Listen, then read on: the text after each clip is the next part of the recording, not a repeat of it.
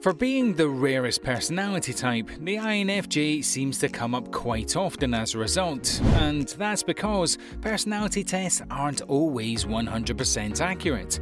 However, like most personality types, there are a few specific traits that set the INFJ from the rest, and if you don't exhibit these minor tendencies, you may actually be a totally different personality type. Welcome back, Psychos. Before we start, have you subscribed? Go ahead and click the button for new videos 4 days a week.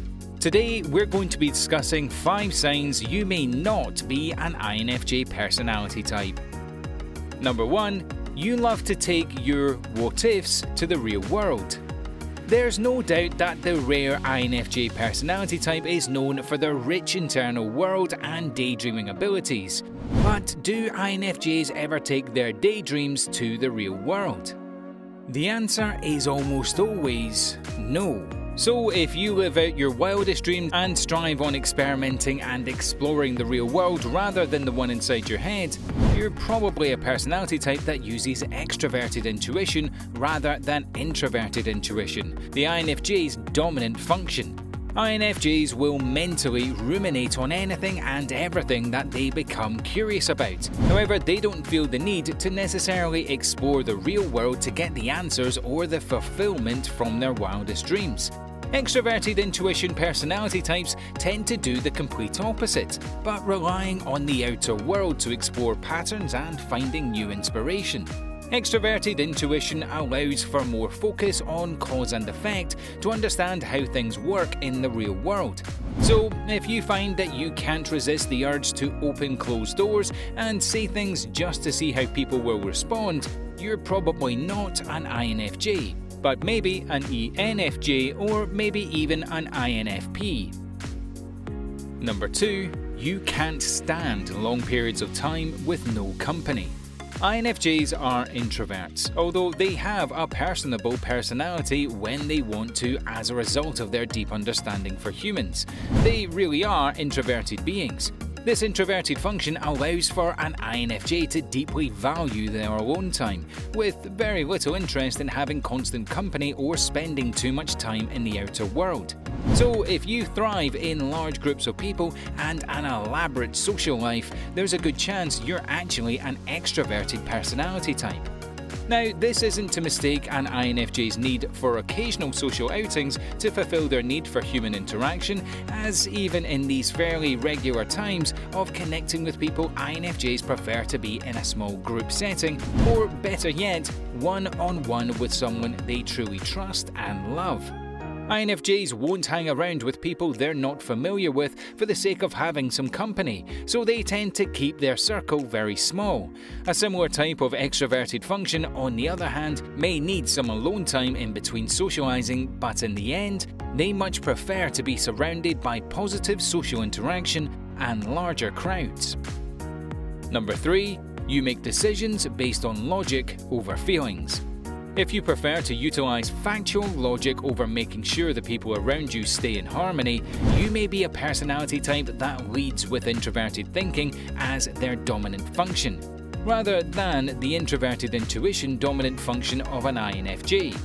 Although the INFJ can use their logical thinking function to make decisions, they are much more comfortable using their introverted intuition, meaning that most things need to feel right in order for an INFJ to go ahead with them, regardless of the outside information. If their gut says no, it's a no-go. This isn't to say that INFJs don't see the value in logical knowledge, accuracy, and the fine detail of things. It just means that outer information is less important than human harmony when they look at the big picture. For example, an INFJ faced with a business decision would say, although decision A will make the most amount of money in the least amount of time, decision B will allow for equal pay and satisfied workers, which is the most important above all. Number 4. You can easily take criticism. If we take a look at the ENTP personality type, for example, they use any type of criticism as a tool to better their knowledge and make for a great conversation. INFJs, however, don't exactly take criticism so easily.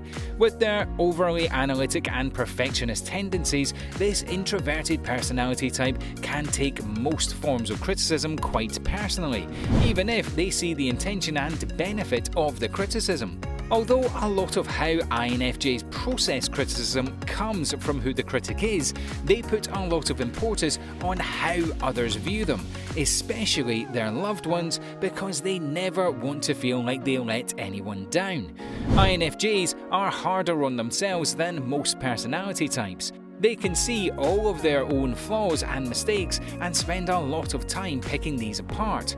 So when someone else comes along and points out these flaws, whether it be health, career, relationships or school related, the INFJ involuntarily feels an overwhelming sense of shame and inadequacy.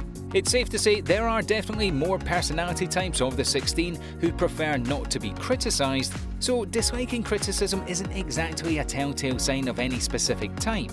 However, other personality types who do in fact encourage criticism are ENTPs, ISTPs, ISTJ and ENTJ. So if you don't mind to be criticised, you may be one of these four.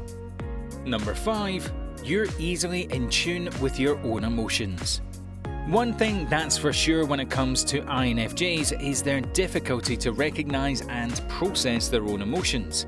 So if you're easily in tune with your emotions, you may not be this rare personality type. INFJs are known to easily sense the emotions of others with their extroverted feeling function.